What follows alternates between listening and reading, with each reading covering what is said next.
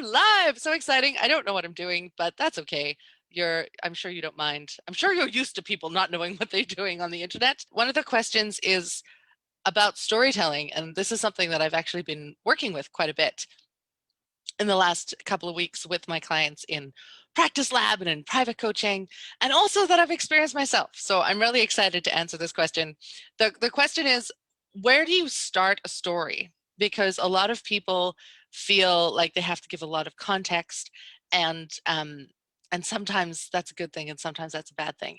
And there isn't a hard and fast rule when we're exploring storytelling. It does depend on the context of the story in your talk. So if you are using a story as an attention grabber, as kind of dropping you into the moment and getting the audience's attention, building some atmosphere before you move forward, then the idea is to throw them in the middle of the story and kind of provide as little context as possible, which is breaking the rules, because most of the time people say, please don't have your audience have an open loop, because then they'll be distracted. But an open loop can also be to your advantage. And what I mean by an open loop is, if the audience is asking themselves a question, they're like, oh, what's going on? What's happening? Where am I? Who is that? Where are we? Those open loops and those questions, they can be distracting if you're trying to move on.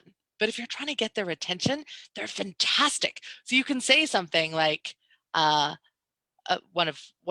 this is public domain because this was in Melody's one woman show that I directed for her last year.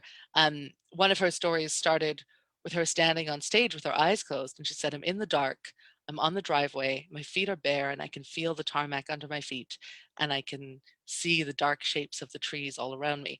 And immediately that builds a sense of atmosphere. There's this young girl alone in the dark outside with no shoes on, and we're going, why is she there? What's going on? What's happening?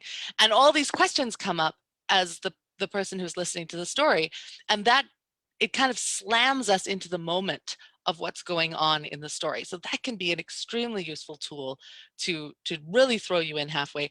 And if she had diluted that story by saying, first, my mother and I had a fight, and so I ran outside onto the driveway, and I was trying to decide if I should run away from home or not, that's going to completely dilute and make the story less impactful.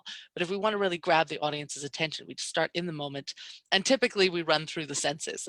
That's often what we'll do. So that is if you are using a story to grab attention. But if you're using a story kind of halfway through a talk for another purpose, using some context is always a good idea. But I would say avoid using too much context, because we tend to want to over-explain things. We're over-explainers when we're insecure. It's one of the things that we do as speakers.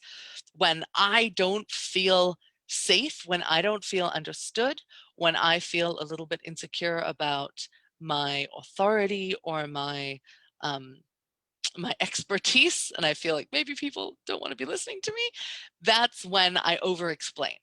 And it's always much more powerful to under-explain. Let the audience co-create with you. So I'm not saying don't provide context, you absolutely can.